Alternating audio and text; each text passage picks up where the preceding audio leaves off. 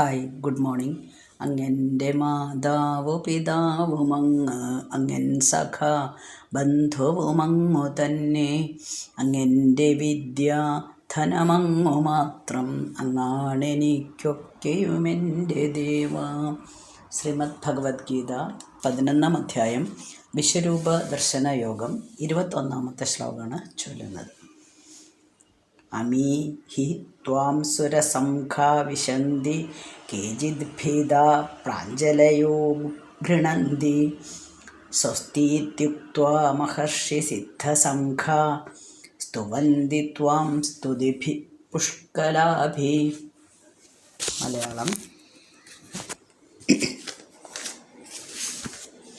ഇതാസുരന്മാർ തൊഴുകയുമായി മുതാ സ്തുതിക്കുന്നതതിഭീതരായി മഹർഷി സംഘങ്ങൾ അനുഗ്രഹിപ്പു മഹൽ സമൂഹം സ്തുതി ചെയ്തിടുന്നു. അമി സുരസംഘഃ ഹി, ഈ ദേവസമൂഹങ്ങളാകട്ടെ, ത്വാം വിശന്തി, അങ്ങയെ പ്രാപിക്കുന്നു. കേചിത് ഭീതാഹ, ചിലർ പേടിച്ച്, പ്രാഞ്ജലയഃ ഗൃണന്തി, കൈകൂപ്പി പ്രാർത്ഥിക്കുന്നു. മഹർഷി സിദ്ധസംഘാഃ സ്വസ്തി ഇതി ഉക്ത്വാ പുഷ്കലാഭിഃ സ്തുതിഭിഃ ത്വാം സ്തുവന്തി. മഹർഷി സിദ്ധസംഘാഃ, മഹർഷിമാരും സിദ്ധന്മാരും, സ്വസ്തി ഇതി ഉക്ത്വാ, മംഗളം ഭവിക്കട്ടെ എന്ന് ആശംസിച്ച്, പുഷ്കലാഭിഃ സ്തുതിഭിഃ, ദിവ്യസ്തോത്രങ്ങൾ കൊണ്ട്, ത്വാം സ്തുവന്തി, അങ്ങയെ സ്തുതിക്കുന്നു. അപ്പോൾ അർജുനൻ ഭഗവാന്റെ വിശ്വരൂപം ആദ്യമൊന്ന് കാണുന്നു. കണ്ടപ്പോൾ തന്നെ വളരെയധികം അത്ഭുതം അർജുനനിൽ ഉളവാക്കി. ഭയം തോന്നി. കാരണം ഇത്രയും വലിയൊരു രൂപം പ്രതീക്ഷിച്ചിട്ടില്ല. അത് മാത്രമല്ല, അതിനകത്ത് കാണുന്ന ഇതെല്ലാം കൂടെ അർജുനന് സ്ഥലകാല വിഭ്രാന്തി ഇല്ലാണ്ടായി പോയി എന്ന് പറഞ്ഞ മാതിരിയായി. വളരെയധികം ഭയപ്പെട്ടു. ലോകമാകെ നടുങ്ങുന്നു എന്നാണ് അർജുനൻ പറയുന്നത്.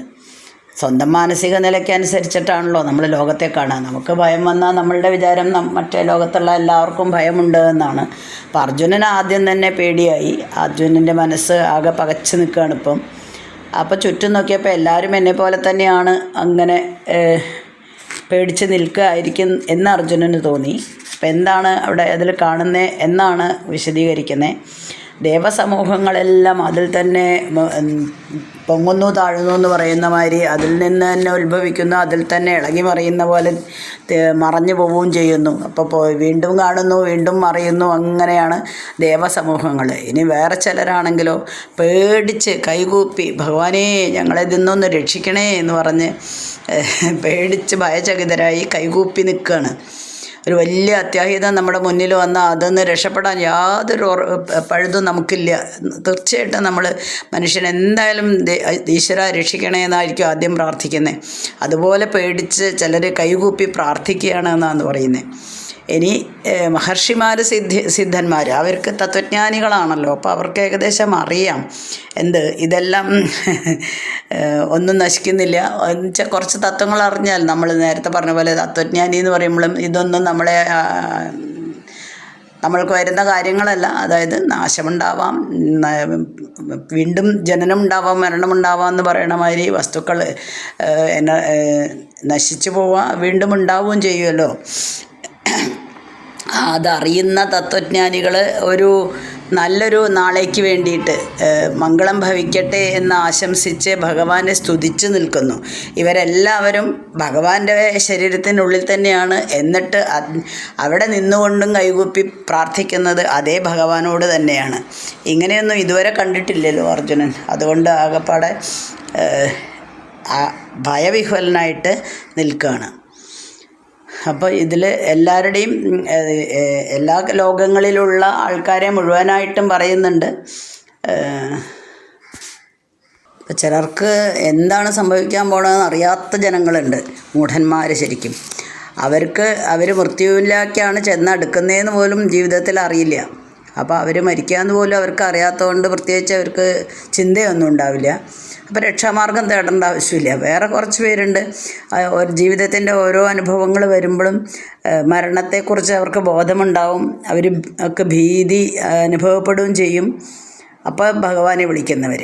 ഇനി വേറെ ചിലർക്ക് ഇതെല്ലാം മുക്തി നേടിയവരാണ്, ഉത്തമന്മാരാണ്, എന്ത് സംഭവിച്ചാലും കുഴപ്പമില്ല, ഞങ്ങൾ സ്വസ്ഥരായിട്ട് വർത്തിക്കും എന്നുള്ള 3 തരം ആൾക്കാരെ കൂടെ കാണിക്കാൻ വേണ്ടിയിട്ടാണ് ഇങ്ങനെ ഒരു ഉപമ തന്നത്.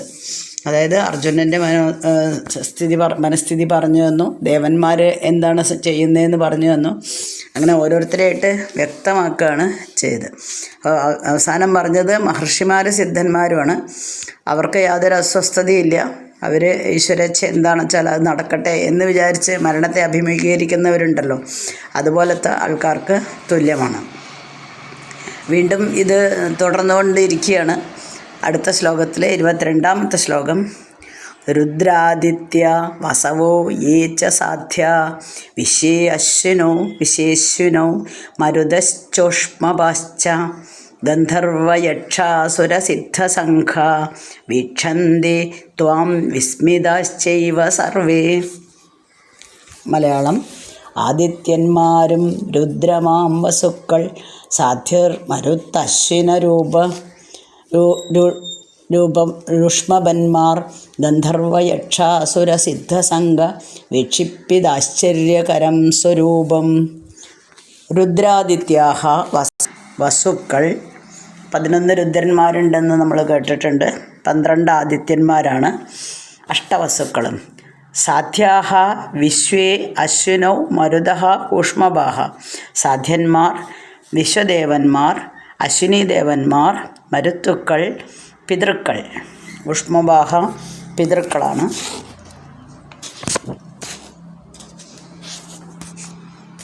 ഗന്ധർവ യക്ഷാസുര സിദ്ധസംഘ. ഗന്ധർവന്മാർ, യക്ഷന്മാർ, അസുരന്മാർ, സിദ്ധന്മാർ.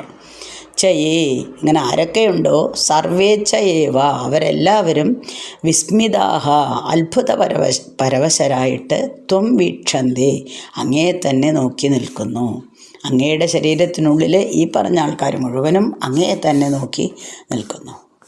അപ്പോൾ ഇതിൽ കൂടുതലായിട്ട് എക്സ്പ്ലനേഷൻ്റെ ആവശ്യമില്ല. ഇവരെല്ലാം രുദ്രന്മാർ, ആദിത്യന്മാർ, വസുക്കൾ, സാധ്യന്മാർ, വിശ്വദേവന്മാർ, അശ്വിനി ദേവന്മാർ, മരുത്തുക്കൾ, പിതൃക്കൾ, ഗന്ധർവന്മാർ, യക്ഷന്മാർ, അസുരന്മാർ, സിദ്ധന്മാർ. അങ്ങനെ എല്ലാവരും തന്നെ അങ്ങയെ തന്നെ കൈകൂപ്പി അങ്ങയെ തന്നെ നോക്കി ഭയപ്പെട്ട് നിൽക്കുന്നവരുണ്ട്, അങ്ങയെ സ്തുതിക്കുന്നവരുണ്ട്. ഇതെല്ലാമാണ് ഞാൻ കാണുന്നത്. ഇനി 23ാമത്തെ ശ്ലോകത്തിൽ വീണ്ടും തുടരുന്നു. രൂപം മഹത് തേ ബഹുവക്ത്രനേത്രം മഹാബാഹോ ബാഹൂരുപാദം ബഹൂദരം ദംഷ്ട്രാകരാളം ദൃഷ്ട്വാ ലോകാ പ്രവ്യതിതസ്തഥാഹം. മലയാളം. രൂപം വിശിഷ്ടം ബഹുവക്ത്രനേത്രം പാദങ്ങളൂരുക്കളനേക ബാഹു ദംഷ്ട്രാകരാള ബഹുകോഷ്ഠമെന്നായി ദർശിച്ചു ഞാനും വിറയേൽപ്പുഭൂവും. മഹാബാഹോ ഭഗവാനെ, ബഹുവക്ത്രനേത്രം അസംഖ്യം വായ്കൾ ഉള്ളതും കണ്ണുകളുള്ളതും, ബഹുബാഹൂരുപാദം അസംഖ്യം കൈകളും തുടകളും പാദങ്ങളുമുള്ളതും, ബഹൂദരം ധാരാളം വയറുകളുള്ളതും, ബഹുദംഷ്ട്രാകരാളം അസംഖ്യം ദംഷ്ട്രകൾ കൊണ്ട് ഭയാനകവുമായ തേ മഹദ്രൂപം ദൃഷ്ട്വ അങ്ങയുടെ ഈ രൂപം കണ്ടിട്ട് ലോകാഹ ലോകത്തെ ജീവികളെല്ലാവരും പ്രവ്യതിതാഹ പേടിച്ച് വിറയ്ക്കുന്നു. അപ്പോൾ തഥാ അഹം ഞാനും തഥാ അഹം വിഷ്ണു ഞാനും അല്ലയോ വിശ്വവ്യാപിയായ ഭഗവാനെ ഞാനും അവരെ പോലെ തന്നെ വിറയ്ക്കുകയാണ് ചെയ്യുന്നത്. കാരണം നേരത്തെ ശ്ലോകത്തിൽ പറഞ്ഞിട്ടുണ്ടായിരുന്നു ഭഗവാന്റെ ഈ രൂപം സാധാരണ നമ്മൾ ആറടി മനുഷ്യൻ എന്ന് പറയുന്ന മാതിരത്തെ ശ്രീകൃഷ്ണ ശരീരത്തിൽ ഒതുങ്ങുന്ന പോലെയൊന്നുമല്ല ഇവിടെ കാണുന്നത്. ഇവിടെ വളരെ വലുതായിട്ടുള്ളൊരു വിശ്വരൂപമാണ് അർജുനന് കാണുന്നത്. അർജുനൻ തന്നെ പറഞ്ഞ് ശാന്തമായിരിക്കുന്ന വിശ്വരൂപമാണ് ആദ്യം അർജുനൻ കണ്ടതെങ്കിലും നോക്കിയപ്പോഴോ ശരിക്കും ഒന്ന് നോക്കിയപ്പോൾ ആദ്യം നമ്മളൊരു വസ്തു കാണുമ്പോൾ അതിനെ ഒന്ന് കാണും, ഇത്രയേ ഉള്ളൂ. അതിൻ്റെ ഡീറ്റെയിൽസിലേക്ക് പോകണം. അതൊന്നും കൂടെ വീക്ഷിച്ച് കഴിഞ്ഞപ്പം എനിക്ക് തന്നെ ഭയമുണ്ടാവുന്നു എന്നാണ് പറഞ്ഞത്. കാണിച്ചു തരാൻ പറഞ്ഞതും അർജുനൻ തന്നെയാണ്. സാധാരണ നേത്രങ്ങൾ കൊണ്ടല്ല, നമ്മൾ ഈ കോൺവെക്സ് ലെൻസ് വെച്ച് നോക്കുന്ന മാതിരിയാണ്. അങ്ങനെ ലെൻസ് വെച്ച് നോക്കുകയാണ്, ദിവ്യദൃഷ്ടിയാണ്. ജ്ഞാനചക്ഷുസ് ഭഗവാൻ നൽകിയത് ഉപയോഗിച്ചാണ് ഇപ്പം ആ ജ്ഞാനക്കണ്ണുകളിലൂടെയാണ് കാണുന്നത്. കണ്ടപ്പം ഭയമുണ്ടാക്കുന്ന രീതിയിലാണ് ഞാനും. അയ്യോ, അങ്ങേയറ്റം പരിഭ്രാന്തി പടരുന്നുണ്ട്, എനിക്ക് ഭയം കൊണ്ട് വിറച്ചിട്ട് വയ്യ, എന്നെപ്പോലെ തന്നെ ലോകർ മുഴുവനും ഇങ്ങനെ പരിഭ്രാന്തരായിരിക്കുന്നു എന്നാണ്. അപ്പോൾ ആദ്യം എനിക്ക് അത്ഭുതമാണ് തോന്നിയത് പെട്ടെന്ന്. പക്ഷേ ഇപ്പോൾ ആ രൂപം എനിക്ക് ഭയമുണ്ടാക്കുന്നു. ഇനിയിപ്പോൾ എങ്ങനെയാണ് പറയുക ഈ വിശ്വരൂപം ഒന്ന് മാറ്റിത്തരണേന്ന്. അപ്പോൾ ഭഗവാനോട് വീണ്ടും അപേക്ഷിക്കാൻ പോവാണ്. ഭഗവാനെ, മതിയായി, ഇതൊക്കെ മതി, ധാരാളമായി, കാരണം പേടിച്ച് വിറച്ചിട്ട് വയ്യ. ഇനിയിപ്പോൾ എങ്ങനെയെങ്കിലും സാധാരണ രൂപം കണ്ടാൽ മതി. ഇങ്ങനെ ആയിരുന്നു എന്ന് ഞാൻ ചിന്തിക്കുക പോലും ചെയ്തിട്ടില്ല. ഇതൊക്കെ കേട്ടിട്ടുണ്ടെങ്കിലും ഇപ്പം ഞാനിത് നേരിട്ട് കണ്ടപ്പോൾ അർജുനന് മാത്രം കിട്ടിയൊരു ഭാഗ്യമാണ്. അപ്പോൾ ഇതെല്ലാം ഞാൻ നേരിട്ട് കണ്ടപ്പോൾ എനിക്കിത് സഹിക്കാനായിട്ട് പറ്റുന്നില്ല. തൻ്റെ ഉൾക്കാഴ്ച കൊണ്ട് അർജുനന് വിവരിക്കാൻ പറ്റുന്നില്ല, വാക്കുകൾ പോലും കിട്ടുന്നില്ല എന്ന് പറയുന്നത്. അസംഖ്യം മുഖങ്ങളാണ്, കണ്ണുകൾ, കൈകൾ, കാലുകൾ, വയറ്, ദംഷ്ട്രകൾ, വളരെ ഭീകരമായിട്ടുള്ള രൂപമാണ്. എനിക്കിടകിടെ വിറയ്ക്കുകയാണ് ചെയ്യുന്നത് ഞാൻ എന്നാണ് പറയുന്നത്. ഇനി അതിൻ്റെ ഒപ്പം തന്നെയാണ് 24ാമത്തെ ശ്ലോകം. നഭസ്പൃശം ദീപ്തമനേകവർണം വ്യാത്താനനം ദീപ്തവിശാലനേത്രം ദൃഷ്ട്വാ ഹി ത്വാം പ്രവ്യഥിതാന്തരാത്മാ ധൃതിം ന വിന്ദാമി ശമം ച വിഷ്ണു. മലയാളം. മാനം തൊടും ദീപ്തി വളർന്ന കണ്ണും വായും പിളർന്നങ്ങു പലേ തരത്തിൽ വിളങ്ങുമീ ദർശനമെൻ്റെ ധൈര്യം തളർത്തി അസ്വാസ്ഥ്യം ഏറ്റിടുന്നു.